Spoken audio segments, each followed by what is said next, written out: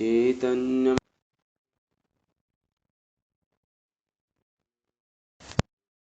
कदा मह्यं ददाति स्वपदान्तिकम्।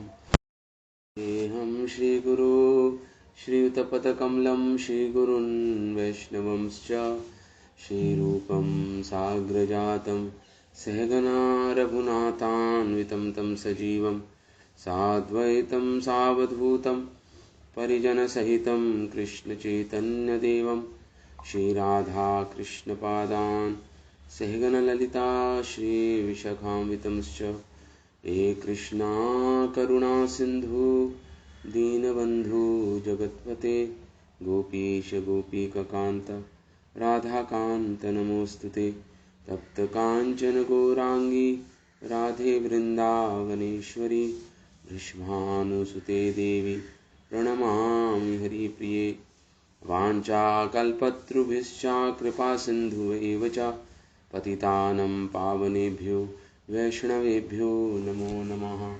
जय श्री कृष्ण चैतन्य प्रभु नित्यानंद श्री अद्वैत गदाधर श्रीवासादि गौर भक्त वृंद। हरे कृष्णा कृष्ण कृष्ण हरे हरे हरे राम राम राम हरे हरे।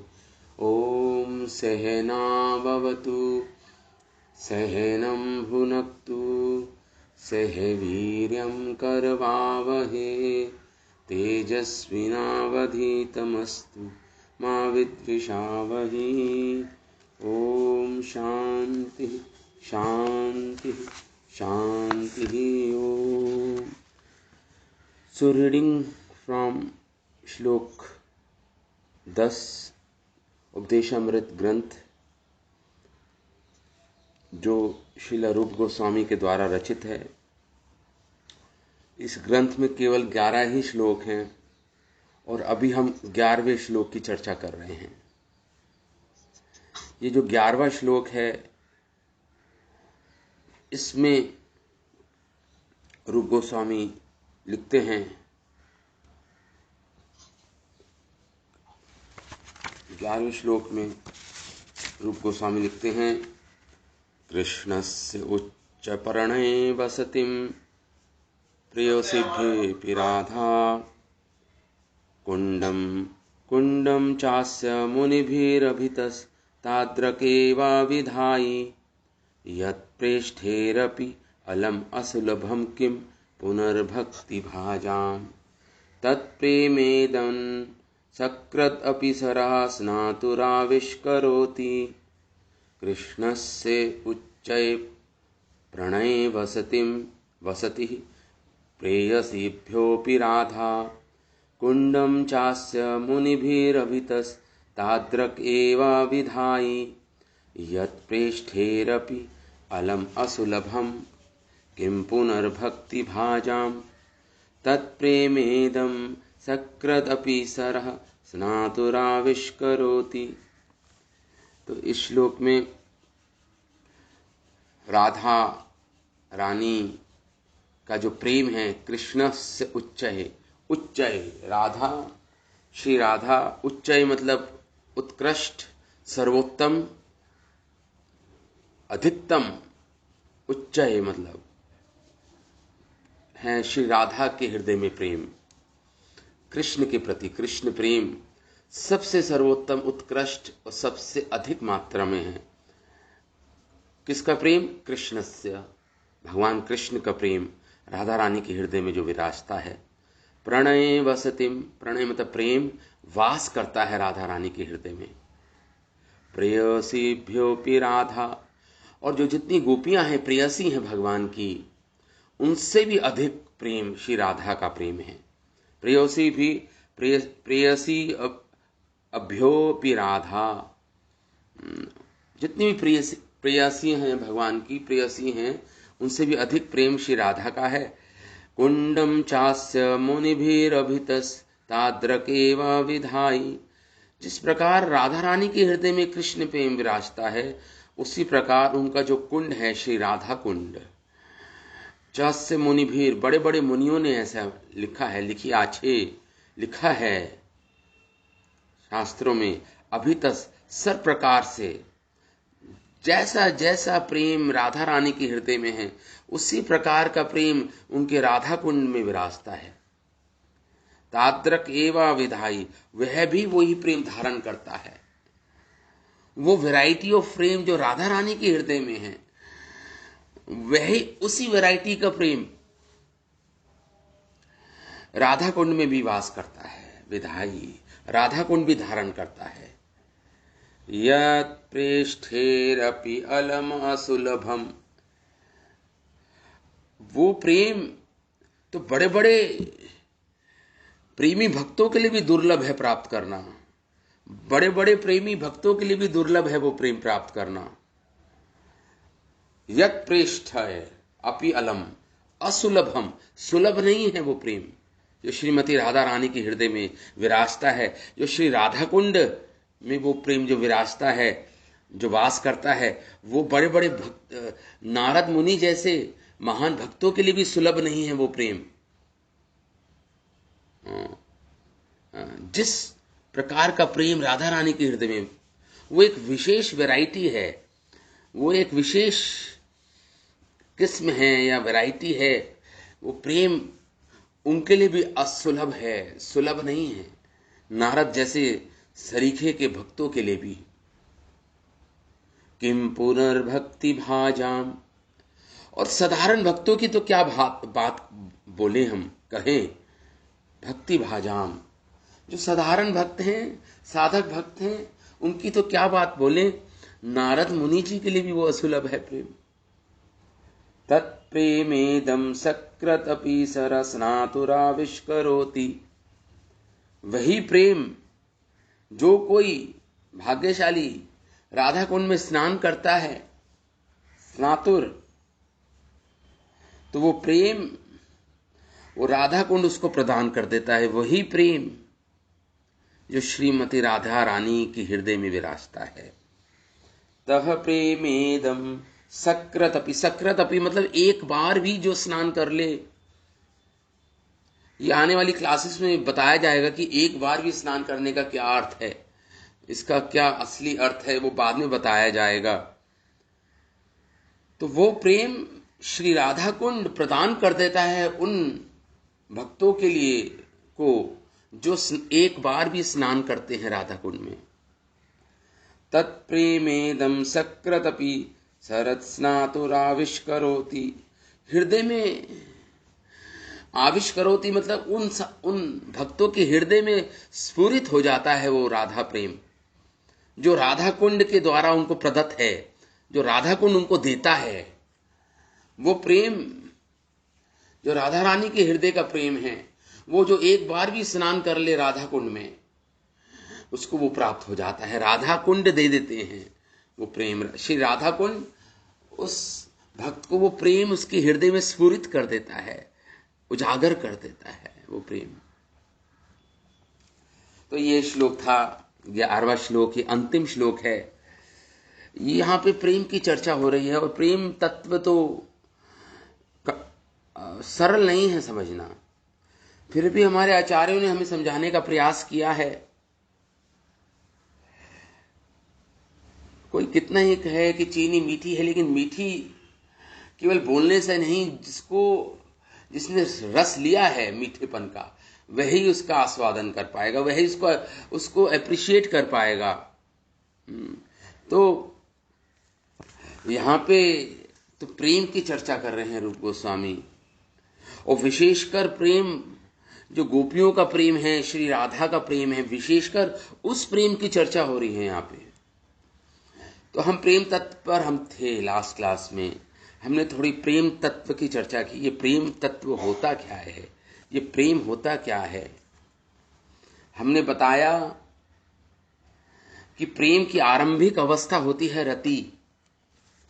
प्रेम की आरंभिक, जैसे बीज बोया, पहला जो अंकुर फूटता है वो होता है रति। रति उसको बोलते हैं रति। प्रेम के बीज से जो पहला अंकुर फूटता है उसे बोलते हैं रति, या भक्ति के बीज से जो पहला अंकुर फूटता है उसको रति बोलते हैं। रति मतलब ये तो हिंदी का ही शब्द है, संस्कृत का भी शब्द है। लिख रहे हैं श्री विश्वनाथ चक्रवर्ती ठाकुर, अथ स्थाई भाव मधुर रति। स्थाई भाव की चर्चा हमने की थी। जो परमानेंट मूड है एक भक्त का, स्थाई है, जो चेंज नहीं होता। कोई शांत रस के भक्त हैं, कोई दास्य रस के भक्त हैं, कोई साख्य रस के भक्त हैं, कोई वात्सल्य रस के भक्त हैं, कोई माधुर्य रस के भक्त हैं। तो इसे बोलते हैं स्थाई भाव। उस भक्त का स्थाई भाव है, परमानेंट भाव है ये उसका। तो जो स्थाई भाव को ही यहां पे रति बोला गया है, विश्वनाथ चक्रवर्ती ठाकुर कह रहे हैं। स्थाई भाव और रति एक ही बात है। तो हमने चर्चा की थी लास्ट क्लास में कि रति 3 प्रकार की होती हैं। ये रति जो होती है 3 प्रकार की होती है, साधारणी रति, समंजसा रति और समर्था रति। साधारणी रति क्या होती है? इसका उदाहरण है कुब्जा। कुब्जा साधारणी रति की भक्त है। साधारणी रति मतलब रति है भगवान से, लेकिन स्व सुख की भी इच्छा है, कृष्ण से सुख पाने की इच्छा है, और कृष्ण को सुख देने की इच्छा सेकेंडरी है, बाद में उसका नंबर आता है। पहला नंबर आता है कृष्ण से खुद का सुख प्राप्त किया जाए, भगवान कृष्ण से खुद ही सुखी हुआ जाए, खुद ही सुख प्राप्त करना, खुद स्वसुख की इच्छा कृष्ण से, उसे बोलते साधारणी रति। उदाहरण है कुब्जा। तो स्वसुख की इच्छा, कृष्ण से सुख प्राप्त करने की इच्छा वो प्रमुख है, और कृष्ण को सुख देने की इच्छा वो गौण है, सेकेंडरी है। इसलिए इसको बोलते हैं साधारणी रति। दूसरे प्रकार की रति है समंजसा रति। ये जो रति है ये द्वारका की रानियों के अंदर हमें मिलती है, समंजसा रति। इसमें मुख्यतः कृष्ण को सुख देने की इच्छा रहती है, कृष्ण को सुख देने की इच्छा रहती है, और थोड़ा लेश मात्र, अंश मात्र स्व सुख की भी इच्छा रहती है समंजसा रति में। क्योंकि द्वारका की रानियां, उनके मन में भाव है कि कृष्ण तो हमारे पति हैं, कृष्ण इज आवर हस्बैंड, वो हमारे पति हैं, तो इधर उधर भागेंगे नहीं, इधर उधर नहीं जाएंगे वो, क्योंकि पति का कर्तव्य है पत्नी के साथ रहना, पत्नी को संतुष्ट करना हर प्रकार से। तो जो समंजसा रति की जो ये द्वारका की रानियां हैं, महिषीगण हैं, ये रहता है कृष्ण तो हमारे पति हैं, हमसे कभी वियोग नहीं होगा कृष्ण का, हमेशा हमारे साथ हैं कृष्ण। तो कृष्ण के आनंद के लिए मुख्य ये उनका भाव रहता है, लेकिन स्व आनंद, स्व सुख की भी इच्छा रहती है, लेश मात्र रहती है, अंश मात्र रहती है इन समंजसा रति वाली जो द्वारका की रानियां हैं भगवान श्री कृष्ण की। और तीसरे प्रकार की जो रति है जो समर्था रति है, ये इसका उदाहरण है गोपियां। समर्था रति, इसका उदाहरण है गोपियां। गोपियों के अंदर केवल लेश मात्र भी इच्छा नहीं है अपने सुख की, वो केवल चाहती हैं कि कृष्ण को सुख मिले हमसे। ये हाईएस्ट प्रकार की रति है, समर्था रति बोलते हैं इसको। गोपियों के अंदर ये इच्छा विराजती है कि केवल कृष्ण को सुख मिले हमसे, हमें कितना ही दुख मिले, लेकिन जब कृष्ण को अगर हमारे दुख से सुख मिलता है तो वो दुख हमारे लिए सबसे बड़ा सुख है। अगर कृष्ण को हमारे दुख से सुख मिलता है तो वो सबसे बड़ा जो दुख है हमारा, वो सबसे बड़ा सुख है, क्योंकि कृष्ण को उससे सुख मिल रहा है। तत् सुख सुखित्वम, नारद सूत्र में एक श्लोक आता है, तत् सुख सुखित्वम, कृष्ण का सुख ही सर्वोपरि है इन गोपियों के लिए, व्रजांगनाओं के लिए, गोपांगनाओं के लिए। इसलिए ये समर्थारति की गोपियां हैं, समर्थारति है इनके अंदर, ये टॉप मोस्ट है। ये हमने कल चर्चा की थी इसकी, 3 प्रकार की रतियां होती हैं।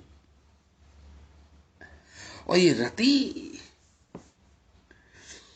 तो प्रश्न ये उठता है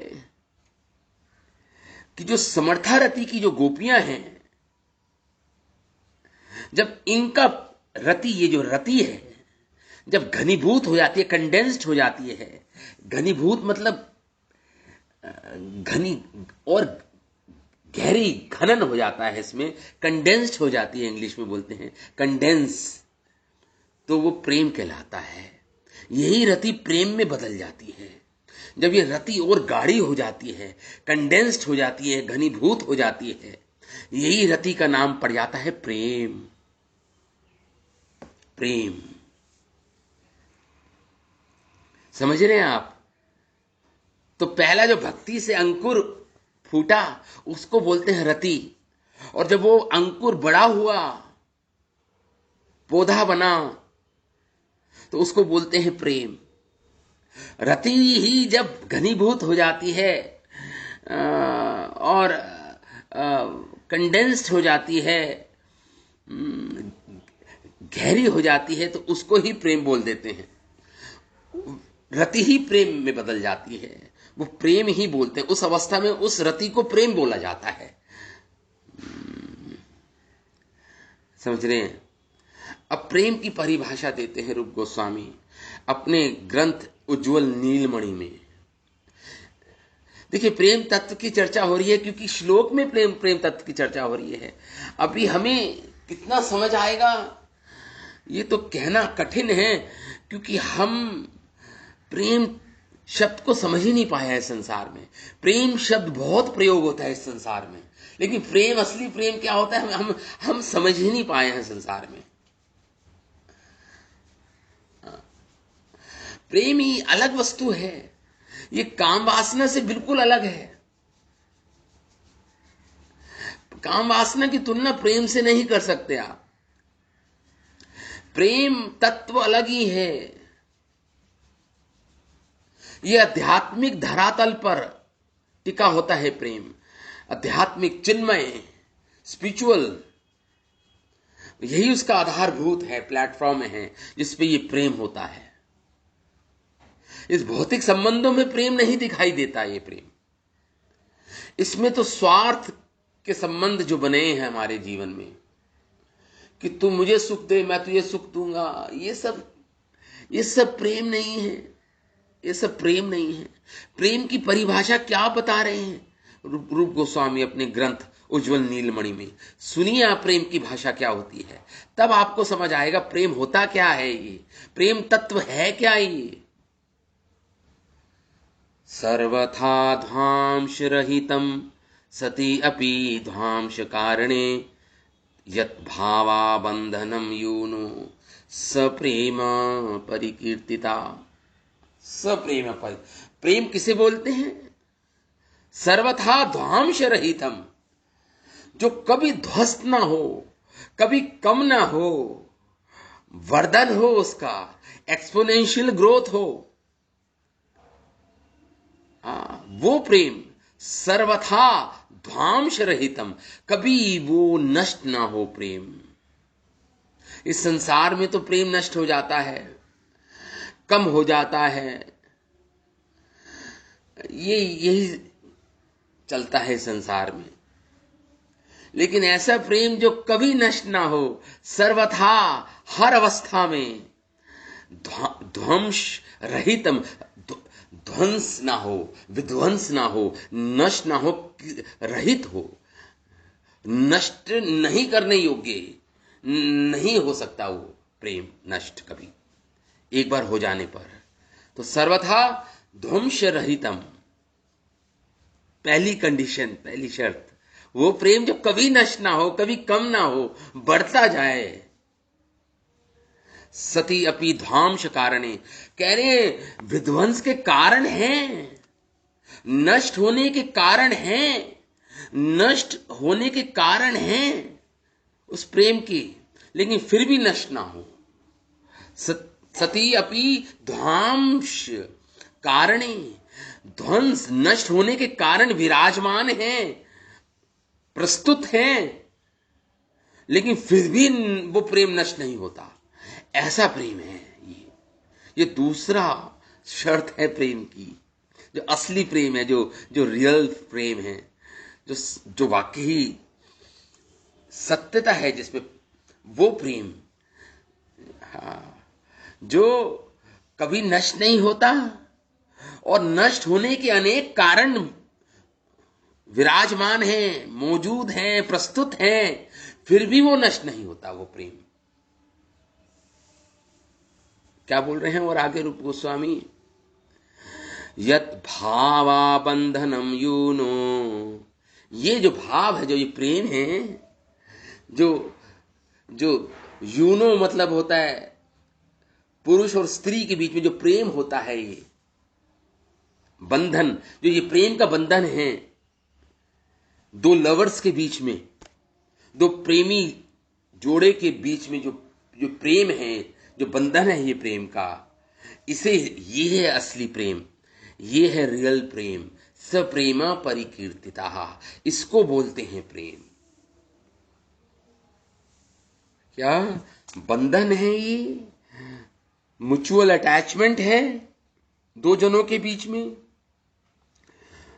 परस्पर बंधन है ये, जो कहीं कारण, ऐसा प्रेम जो कारणों के होते हुए भी वो नष्ट ना हो, वो प्रेम उल्टा बढ़ता रहे, वो है असली प्रेम है। ये प्रेम की परिभाषा दी है। जैसे चंद्रावली का प्रेम, कृष्ण की दो, हमने गोपियों के नाम पढ़े थे लास्ट क्लास में, अगर आपको याद हो तो, कौन कौन सी गोपियां हैं भगवान की, गोपाली, पालिका, धन्या, विशाखा, धनिष्ठा, राधा, राधा भी तो ये गोपी हैं, वो भी इस लिस्ट में आएंगी, अनुराधा, सोमाभा, सोमाभा कौन थी, चंद्रावली, सोम मतलब चंद्र होता है, सोमा, चंद्रावली जी का एक और नाम है सोमाभा, ये राधा रानी की कजन सिस्टर है। ये प्रमुख गोपी हैं चंद्रावली, तारका, दशमी, ये 10 प्रमुख गोपियां हैं भगवान श्री कृष्ण की। तो यहां पे चंद्रावली की प्रेम की बात कर रहे हैं हम। जो हम प्रेम समझे, प्रेम वो जो ध्वंस ना हो, कभी विध्वंस ना हो, कारण है लेकिन फिर भी विध्वंस ना हो, वो प्रेम है असली। क्या बोल रही है चंद्रावली इस श्लोक में?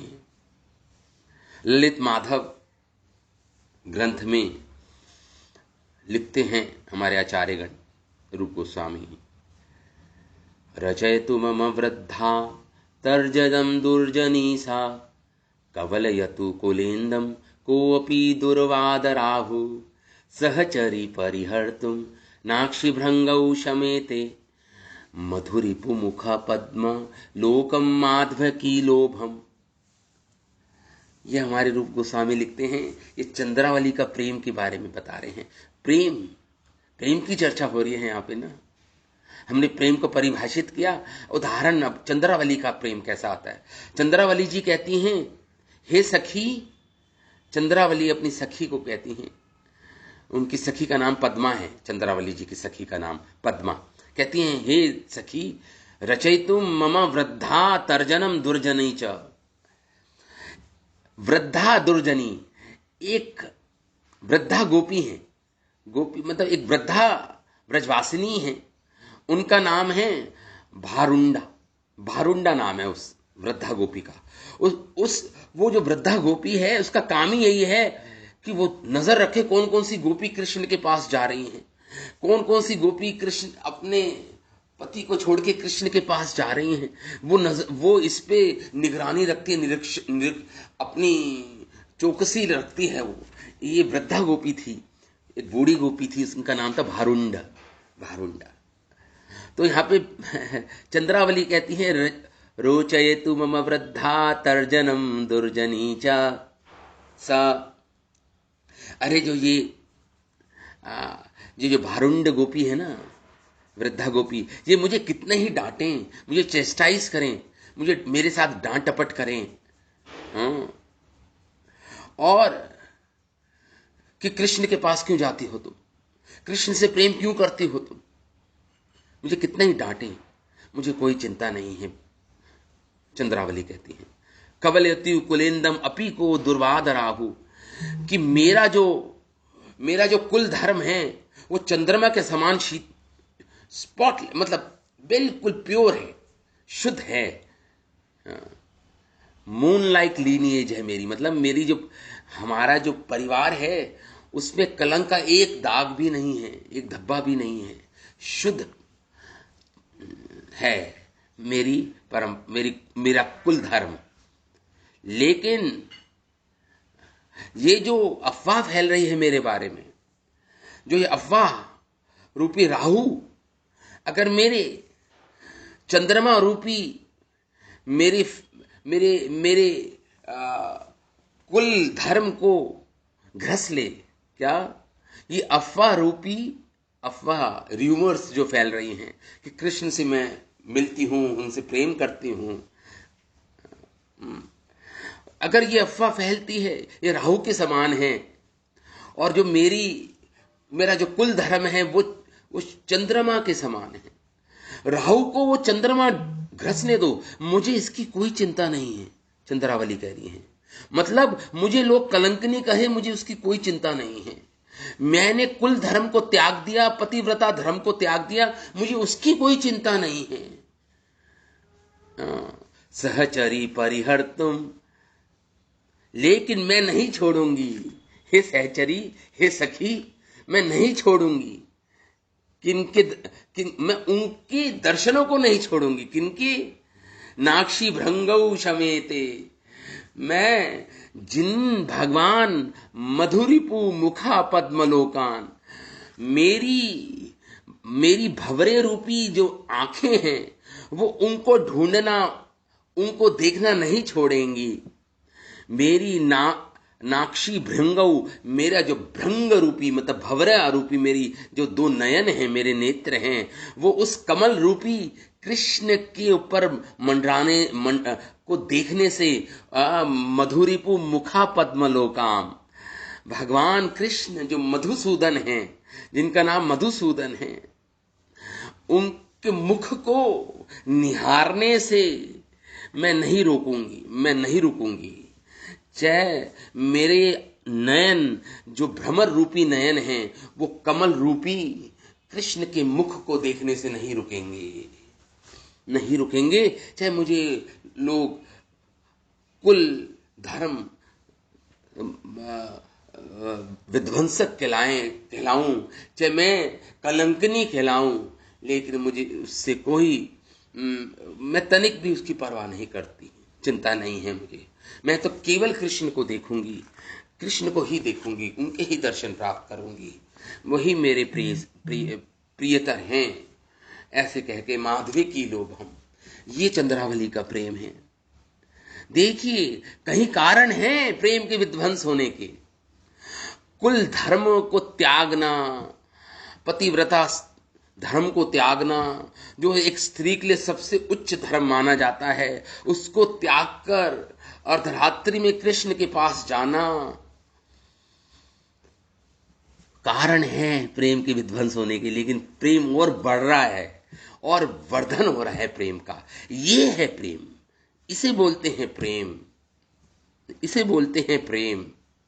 ये हमारा ना एक्चुअली टॉपिक बहुत ही कठिन आज विषय है हमारा प्रेम का। और अभी ये जो 11वां, क्योंकि हम 11वें श्लोक में हैं, सबसे टॉप मोस्ट एंड में है पूरा श्लोकों के, बिल्कुल इसके बाद ग्रंथ खत्म ही हो जाएगा रूप गोस्वामी का। तो यही विषय है अब रूप गोस्वामी का प्रेम। हमें समझ आए या ना आए, हमें कम से कम यही हमारे जीवन का लक्ष्य है, ये तो पता चल जाएगा। जीवन का लक्ष्य पूजल राग भंग, ये पूजा करने योग्य है। ये मार्ग, ये जो अवस्था है प्रेम की, ये पूजा करने योग्य। अभी हम साधक हैं, अभी तो हमारी अवस्था कुछ अनर्थ भी नहीं गए हमारे हृदय से, इम्प्योरिटीज भी नहीं गई। अभी तो ये प्रेम की अवस्था है, इसको समझना अभी हमारे लिए निश्चित रूप से कठिन होगा, लेकिन फिर भी लक्ष्य तो पता चलेगा हमें। पूजल रागपत गौरव भंगे, श्रील भक्ति सिद्धांत सरस्वती ठाकुर कहते थे। उस मार्ग वहां तक नहीं, लेकिन पूजा तो कर सकते हैं, इस मार्ग की पूजा तो कर सकते हैं, अपने लक्ष्य की एप्रिशिएट तो कर सकते हैं, इसकी प्रशंसा तो कर सकते हैं, इस प्रकार के प्रेम की। इसलिए हम चर्चा करते हैं, कर रहे हैं इस 11वें श्लोक की, और कोई कारण नहीं है। श्रीमती राधा रानी का प्रेम देखिए, श्रीमती राधा रानी का प्रेम क्या है। ये विदग्ध माधव ग्रंथ में से ये श्लोक लिया गया है। श्री राधा रानी का प्रेम समझिए क्या है। चंद्रावली का प्रेम हमने समझा, श्री राधा रानी का प्रेम क्या है। श्री राधा रानी कहती हैं, श्री राधा रानी कहती हैं, सकल्याणी कुलत युवति भी शीलिता धर्म शैली द्रागस्मा भी कथम अन्व्य उत्फुल्लम उल्लंघनीय हाद्रक भंगी परिमल कला कर्मथोयम कथम वा हातुम शक्य पशुपनगरी नागरी नागेंद्र। क्या बोल रही हैं श्रीमती राधा रानी श्लोक में? कहती हैं, हे कल्याणी, हे ओ मंगलमयी सखी, अपनी सखी को कहती है राधा रानी, सकल्याणी, हे कल्याणी, कुला युवती भी शीलिता धर्म शैली। हमारा कुल, हम सब गोपियों का कुल इतना उच्च कुल है, इतना उच्च कुल है हमारा। हमें हमारी प्रतिष्ठा है समाज में कि ये इतने उच्च कुल की स्त्रियां हैं, और जो धर्मनिष्ठ हैं, जो धर्म का पालन करती हैं, कुल धर्म का, पतिव्रता धर्म का पालन करती हैं, शीलिता धर्म शैली, इतनी बड़ी हमारी प्रतिष्ठा है समाज में। हे सखी, श्रीमती राधा रानी कहती है, द्रागस्मा भी कतम अन्वियो उत्फुल्लम उल्लंघनीय। हमारी ये प्रतिष्ठा है कि हम कभी भी किसी धर्म का उल्लंघन नहीं करती। द्रागस्मा भी कथम अन्वीय उत्फुल्लम उल्लंघनीय, हम उल्लंघन नहीं करती इस धर्म का, अपने धर्म का उल्लंघन कभी नहीं किया हमने, क्योंकि हमारा परिवार, कुल धर्म, हमारी फैमिलीज प्रतिष्ठित फैमिलीज हैं, रिस्पेक्टेड फैमिलीज हैं हमारी। पहले ये बोलती है राधा रानी। अब दूसरी लाइन में, तीसरी लाइन में क्या बोलती हैं? पहले तो ये कहती हैं, फिर कहती हैं, हाद्रग भंगी परिमल कला कर्मथोयम कथम वा। लेकिन हे सखी, है मुझे बताओ, आप तुम बताओ हे सखी, मैं वो भगवान कृष्ण, वो कृष्ण की हाद्रग भंगी परिमल कला कर्मथोयम कथम वा, मैं कैसे उनका संग छोड़ूं? कृष्ण का, उस कृष्ण का संग मैं नहीं छोड़ सकती। उसका चिंतन, उसका स्मरण, उससे उसका प्रेम, उनके प्रति प्रेम मैं नहीं छोड़ सकती सखी, चाहे कितना ही हमारी प्रतिष्ठित परिवार ही क्यों ना हो, धर्म जो जानी जाती है अपने धर्म पालन के लिए। हाद्रग भंगी परिमल कला कर्मथोयम कथम वा, मैं कैसे छोड़ूं उनका संग? किसका संग? हातुम शक्या पशुपनगरी नागरी नागेंद्र। वो नागेंद्र, वो नागर, वो कृष्ण नागर, वो कृष्ण नागर जो बहुत ही परफेक्ट हैं, सिद्ध हैं प्रेम करने में, जो जिनके नयन घूमते रहते हैं, तिरछे आगे पीछे घूमते रहते हैं। हाँ तुम शक्य पशुप नगरी, जो एक्सपर्ट हैं, जिसमें अपनी आंखों को तिरछी करने में, मटकाने में, नागरी नागिनेन्द्र, जो इस आर्ट में, इस कला में निपुण हैं, जो अपनी आंखों को मटकाने में जो निपुण हैं, वो जो प्रेमी है हम गोकुल वासिनियों के, लवर हैं हम गोकुल स्त्रियों के, जो प्रेमी हैं, उनका संग मैं नहीं छोड़ सकती सखी। हे कल्याणी, मैं उनका संग नहीं छोड़ सकती। देखिए, पहले दो लाइन में तो अपनी कुल धर्म की और पतिव्रता स्त्री की, पतिव्रता धर्म की बातें करती हैं, और दूसरी लाइन में, आखिरी दो लाइन में राधा रानी कहती है, भाई नहीं, मुझे उनका संग नहीं छोड़ा जाएगा। ये है प्रेम के ध्वंस होने पे भी प्रेम बना रहे। कारण है ध्वंस होने के, कलंकनी कहलाएंगी, अधार्मिक कहलाएंगी, लेकिन कृष्ण से प्रेम छोड़ने को तैयार नहीं है। ये है प्रेम, इसे बोलते हैं प्रेम। अब आगे सुनिए, थोड़ा सा टेक्निकल होगा। प्रेम, हम चर्चा प्रेम तत्व की कर रहे हैं, तो थोड़ा सा आपको अपनी बुद्धि भी लगानी पड़ेगी, और बाकी तो मुख्य रूप से तो हृदय से ही सुनना है। लॉजिक एक साइड में रख के, अपनी बुद्धि एक साइड में रख के, क्योंकि ये तो प्रेम की बात हो रही है। प्रेम में क्या लॉजिक है, आप ये बताइए। आप प्रेम में कोई लॉजिक हो सकता है क्या? कोई सिद्धांत स्थापित हो सकता है प्रेम में?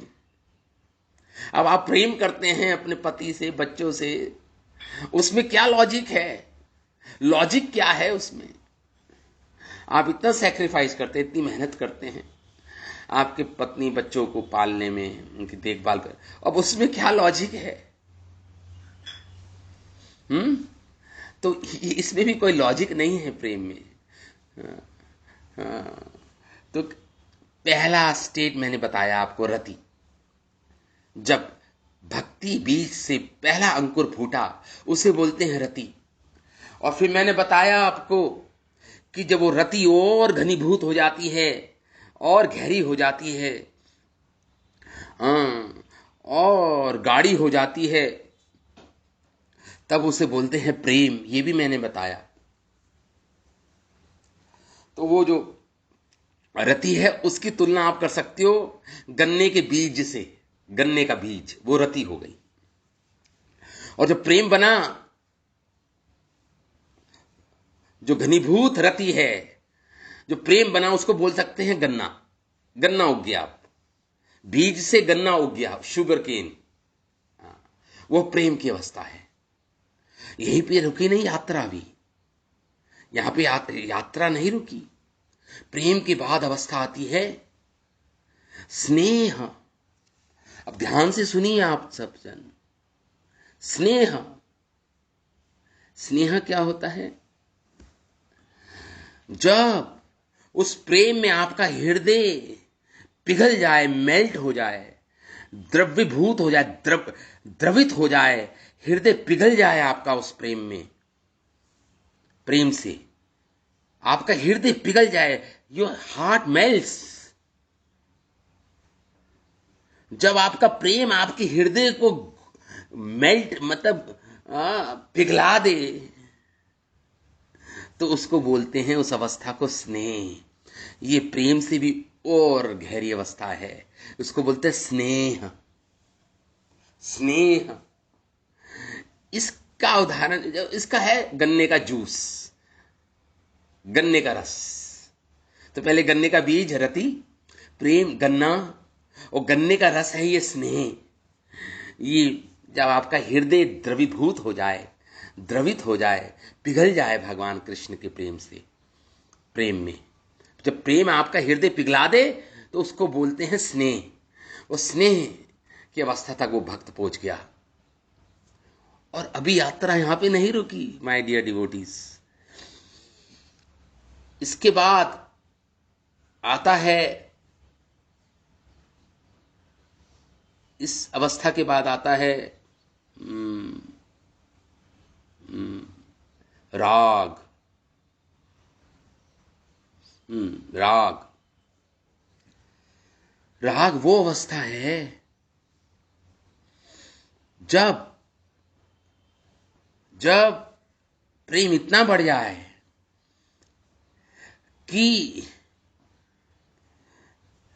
कोई भी दुख अगर बीच में आता है, प्रेम के दुख, कृष्ण से संबंधित कोई भी दुख अगर आपको अनुभव होता है,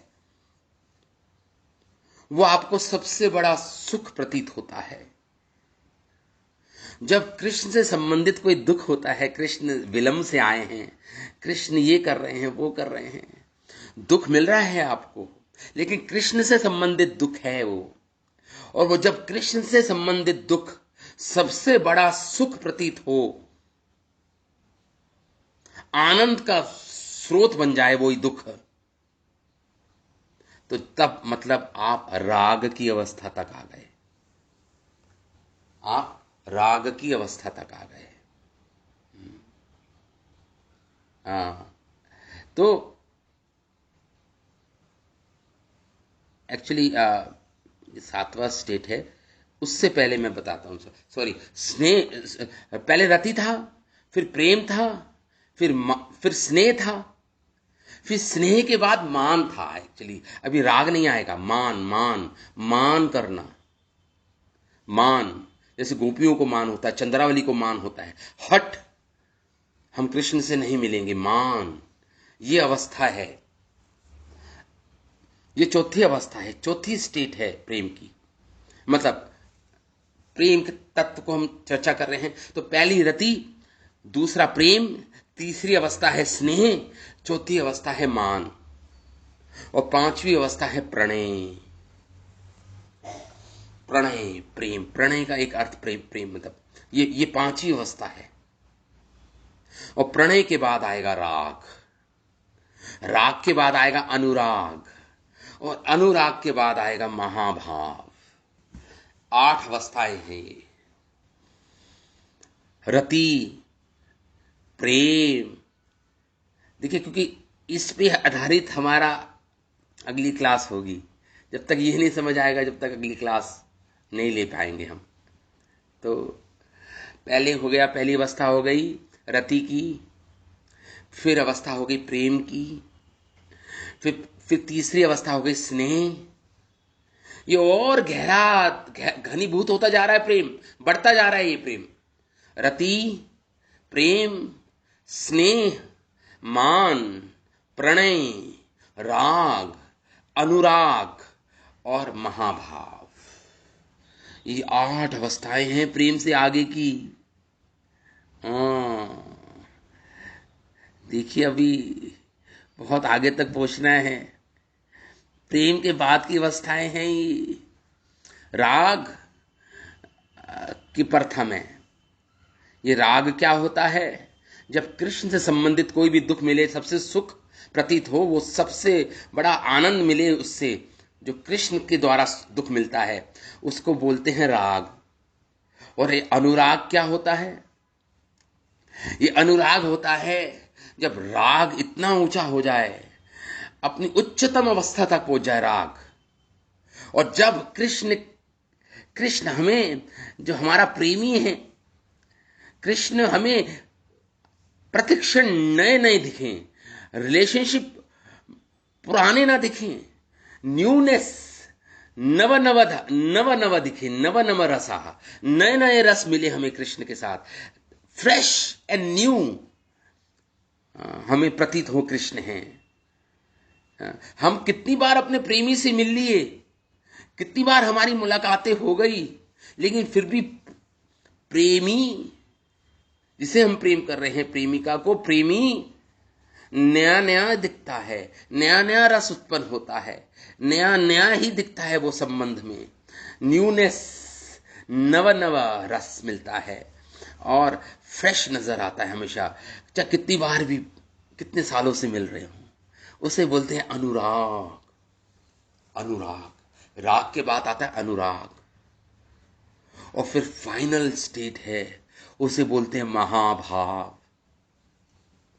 ये महाभाव, माय डियर डिवोटीज, ये केवल उन गोपियों के लिए रिजर्व्ड है। ये महाभाव जो राधा रानी के कैंप में है, राधा रानी के ग्रुप में हैं, उन गोपियों के लिए ये महाभाव की अवस्था आती है।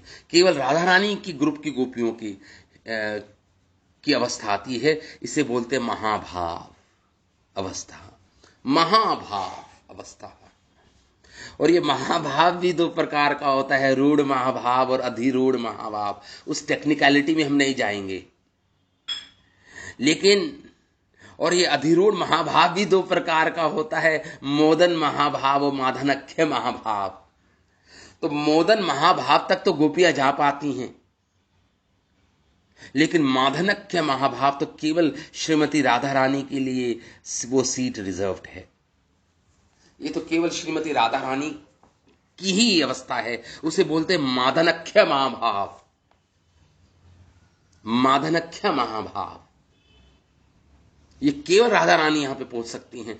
राधा रानी की ग्रुप की गोपियां तक भी नहीं पहुंच पाती, वो केवल मोदन महाभाव तक पहुंचती हैं। माधनख्य महाभाव तक पहुंचने के लिए केवल श्रीमती राधा रानी पहुंचती हैं। केवल श्रीमती राधा रानी के लिए वो सीट रिजर्व्ड है, आरक्षित है।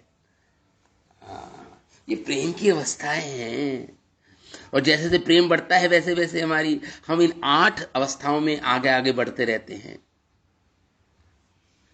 इसलिए रूप गोस्वामी अपने ग्रंथ में लिखते हैं, तयोरपि उभयोर मध्ये राधिका सर्वथाधिका महाभाव स्वरूपेयम गुणेरति वरीयसी।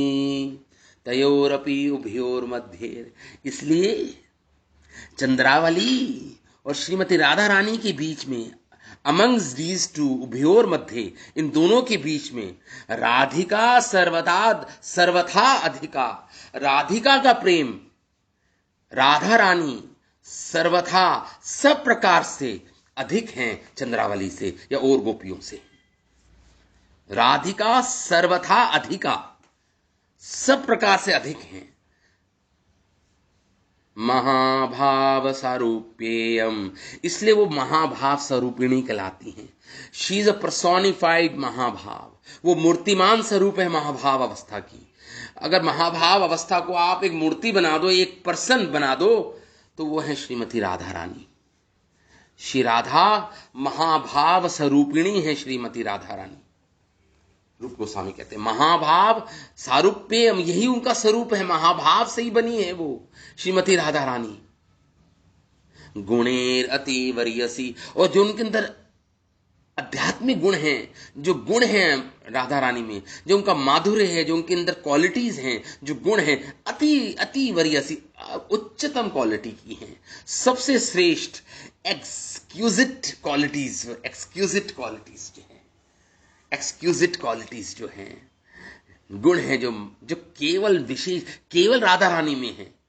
इसलिए वो राधिका सर्वाधिका, राधा रानी सारे गोपियों में से सबसे सर्वश्रेष्ठ, अधिक हैं, सब चीज अधिक है, गुणों में अधिक हैं, प्रेम में अधिक हैं, हर चीज में अधिक हैं। वो है श्री राधिका, श्री राधा रानी। हाँ, तो इसलिए कृष्णदास कविराज गोस्वामी जो चैतन्य चरितामृत के लेखक है, वो क्या लिखते हैं एक श्लोक में अपने गोविंद लीलामृत ग्रंथ में? कृष्णदास कविराज गोस्वामी कहते हैं, कृष्णेन्द्रिय अलादि गुणेरुदारा श्रीराधिका राजती राधिकेवा।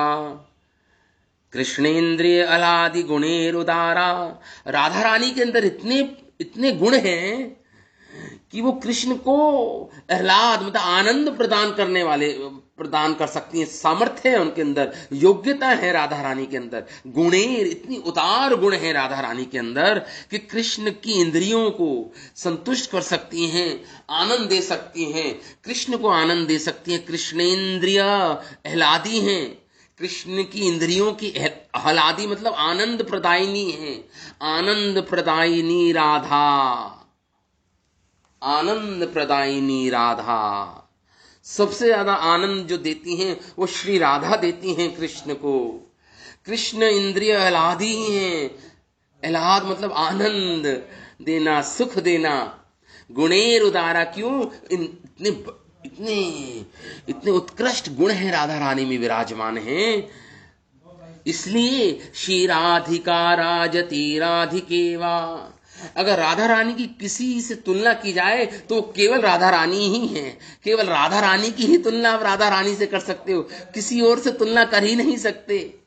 श्री राधिका राजती राधिकेवा, केवल राधा रानी की तुलना राधा रानी से ही संभव है, और किसी गोपी, किसी भी चंद्रावली, किसी से संभव नहीं राधा रानी की के गुणों की तुलना। केवल राधा रानी से ही राधा रानी की तुलना कर सकते हो। जैसे आता है ना रामायण में, वाल्मीकि रामायण में जो युद्ध हुआ रावण और भगवान राम और रावण का युद्ध हुआ, तो जो इतना घनघोर युद्ध हुआ, तो वहां पे महर्षि वाल्मीकि लिखते हैं रामायण में कि ऐसा युद्ध का कोई कंपैरिजन नहीं था, कोई तुलना नहीं थी किसी और युद्ध के साथ। वो युद्ध जो था उसकी तुलना केवल वो जो भगवान राम और रावण के बीच में जो युद्ध हुआ, वो उसकी तुलना केवल उसी युद्ध से की जा सकती है जो भगवान राम और रावण के बीच में हुआ। वाल्मीकि रामायण में आता है। उसी प्रकार राधा रानी की तुलना केवल राधा रानी से हो सकती है और किसी से नहीं। इतनी महान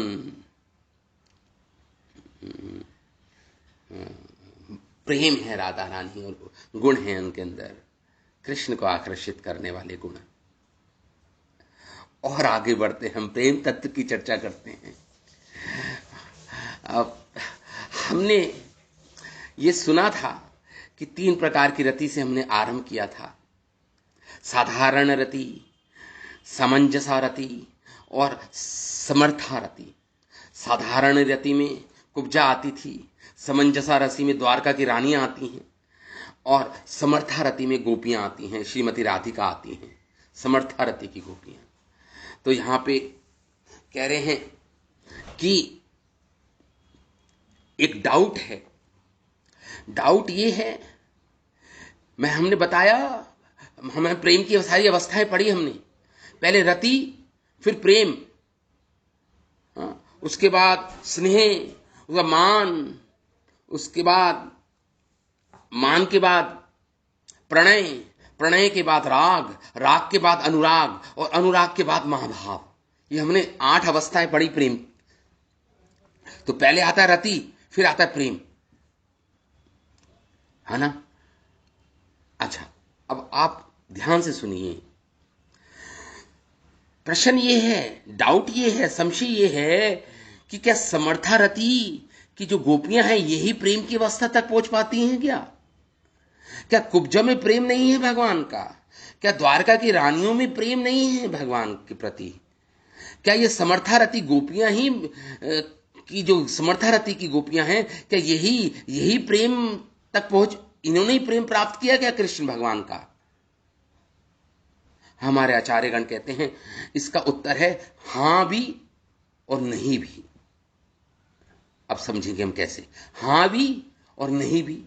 इसका उत्तर ये है, क्या साधारणी रति का जो कुब्जा का भगवान के प्रति जो रति, जो प्रेम है, क्या वो प्रेम नहीं कहलाता? क्या द्वारका की रानियों का प्रेम जो भगवान कृष्ण के प्रति है, क्या वो प्रेम नहीं कहलाएगा? क्या केवल गोपियों का प्रेम ही प्रेम कहलाएगा क्योंकि वो टॉप मोस्ट समर्था रति का प्रेम है? हमारे आचार्यगण कहते हैं नहीं नहीं, उनका भी प्रेम है, क्योंकि हमने 8 अवस्थाएं पढ़ी थी, याद रखिए आप प्रेम की। अब ध्यान से सुनिए, ये मैं सारे शास्त्रों से हमारे आचार्यगण हमें निचोड़ का सार दे रहे हैं, सारभूत तत्व हमारे सामने प्रस्तुत कर रहे हैं। खुद मेहनत करके, खुद अध्ययन करके, स्वाध्याय करके, कई सालों का स्वाध्याय करके हमें वो केवल सार तत्व हमारे सामने हमें परोस रहे हैं हमारे आचार्यगण। वो कहते हैं, हमारे आचार्यगण इसका उत्तर देते हैं। इसका उत्तर ये है, हमने 8 अवस्थाएं पढ़ी प्रेम की, आपको पता है। पहले रति बताया हमने, दूसरा प्रेम बताया, तीसरा स्नेह बताया, चौथा मान बताया, 5वां प्रणय बताया, 6ठा राग बताया, 7वां अनुराग बताया, और 8वां महाभाव बताया। तो जो दूसरे नंबर का है, जो प्रेम लिखा हुआ है, दूसरे नंबर का प्रेम, इसके बाद जो अवस्थाएं हैं, पहली रति, फिर दूसरे नंबर पे आता प्रेम, और इसके बाद वाली जो अवस्थाएं हैं, स्नेह, मान, प्रणय, राग, अनुराग और महाभाव, ये भी प्रेम ही है, ये भी प्रेम की अवस्था है। प्रेम की अवस्था तो दूसरे नंबर पे आ गई ना, रति और फिर प्रेम।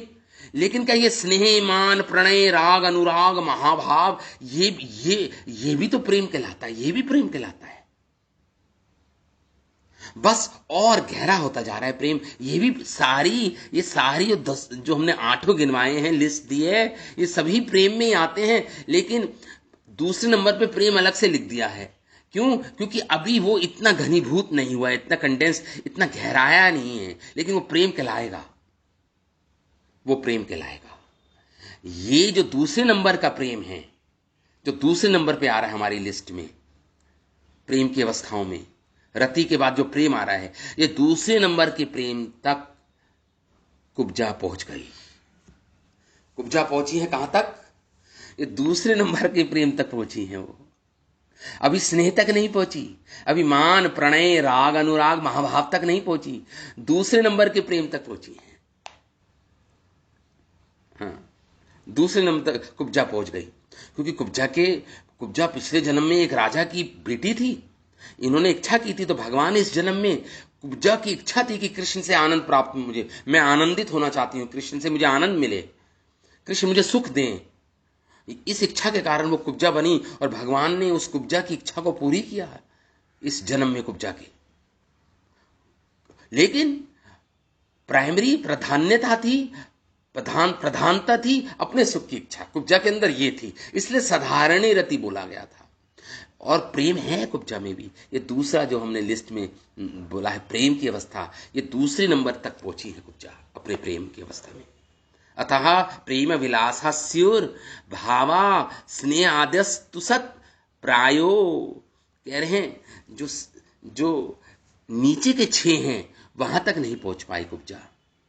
नीचे के जो 6 हैं, ऊपर के 2 तक तो पहुंच गई, रति और प्रेम तक तो पहुंच गई, स्नेह, मान, प्रणय, राग, अनुराग और महाभाव तक नहीं पहुंची थी कुब्जा।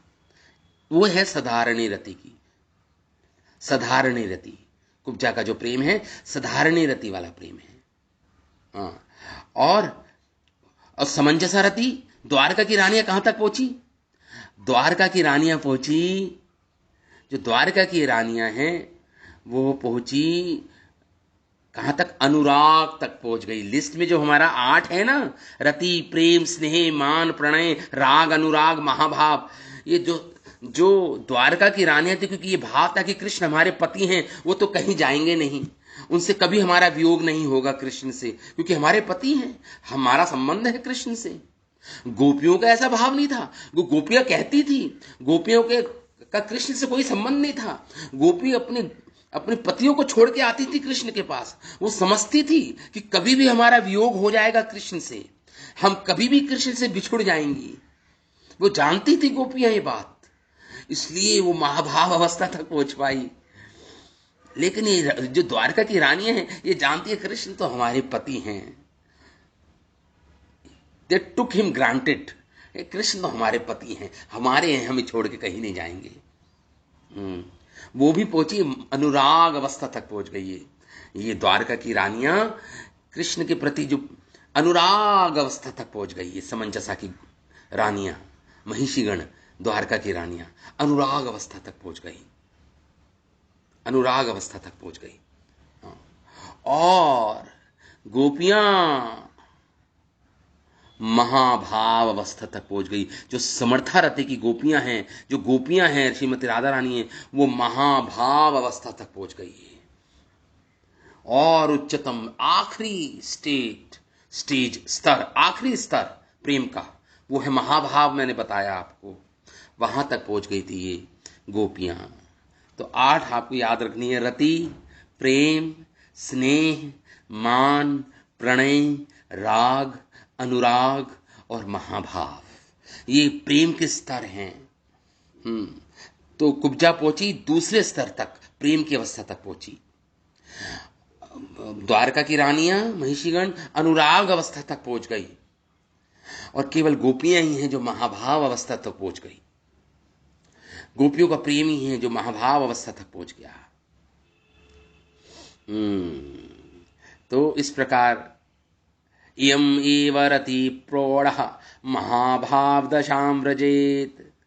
कह रहे केवल जो रति में प्रौढ़ हो गई, मेच्योर हो गई गोपियां, जो समर्था रति की गोपियां, रति प्रौढ़ हो गई, प्रौढ़ मतलब मेच्योर हो गई, परिपक्व हो गई अपने प्रेम रति में, उस अवस्था को बोलते हैं महाभाव। और वो महाभाव की अवस्था केवल समर्था रति की गोपियों में मिलता है। वो महाभाव की अवस्था, वो स्तर केवल समर्था रति की गोपियां ही पहुंच पाई वहां तक। दशाम रजित, उस दशा तक पहुंच पाई, महाभाव की दशा तक पहुंच गई गोपियां। हरे कृष्ण। हाँ ठीक है। तो ये प्रेम की बातें हो रही हैं।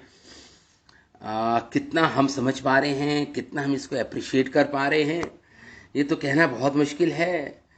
क्योंकि अभी तो हृदय में काम क्रोध लोभ मद मत्सर्य ही भरा पड़ा है। ये छठ रिपु, ये 6 दुश्मन बैठे हैं, डाकू बैठे हैं, जिन्होंने हमारे हृदय की संपत्ति को चोरी कर लिया है, डाका डाल दिया हमारे हृदय में और अपना घर बना लिया हमारे हृदय में। जब ये डाकू भागेंगे तब हमें समझ आएगी ये प्रेम की अवस्था क्या है, ये रति क्या है, प्रेम क्या है। प्रभु जी, महाभाव और समर्था सेम चीज है क्या? हाँ, यस यस यस यस, समर्था रति, हाँ यही कह रहे हैं, यही कह रहे हैं। ये जो पिछले वाला श्लोक था, यही रूप, इयम एव रति प्रौढ़ महाभाव दशा। हाँ, जो रति जब प्रौढ़ हो जाती, जो से समर्था बोला हमने, जो समर्था वैरायटी है व्रति की, जो समर्था वैरायटी है, हाँ, वो ही महाभाव अवस्था तक पहुंच पाती हैं। वो मेच्योर जब हो जाती है, जब समर्था रति की गोपियां और मेच्योर हो जाती, मतलब प्रौढ़ हो जाती है, मतलब समर्था रति में प्रौढ़ हो जाती है, मतलब समर्था रति में मेच्योर हो जाती हैं, पक जाती हैं। और समर्था रति वाली गोपियां जब और प्रौढ़ हो जाती हैं, एक्सपीरियंस्ड हो जाती हैं और मेच्योर हो जाती हैं, परिपक्व हो जाती हैं, तभी वो महाभाव अवस्था की गोपियां कहलाती हैं। फिर वो महाभाव अवस्था तक पहुंच जाती हैं। ये समर्था रति गोपियों के ही लिए ही ये अपॉर्चुनिटी है महाभाव तक पहुंचना। और समर्था रति की गोपियां जब पक जाती हैं, परिपक्व हो जाती हैं, तब वो महाभाव अवस्था तक पहुंच जाती हैं वो गोपियां। ये है आपके उत्तर का प्रश्न हमारे आचार्यों के द्वारा। तो अब हम अगली क्लास में इस प्रेम तत्व पे और चर्चा करेंगे कि ये प्रेम तत्व क्या है। मतलब हमने परिभाषा तो समझ ली, और कितने प्रकार का प्रेम है ये भी समझ लिया हमने, उदाहरण से हमने ये भी समझ लिया कौन कौन सा भक्त कौन कौन सी अवस्था, प्रेम की अवस्था तक पहुंच गया, ये भी हमने समझ लिया। अब अगली क्लास में हम पढ़ेंगे कि ये प्रेम की गति है, ये कौटिल्य गति है, मतलब स्मूथ नहीं है।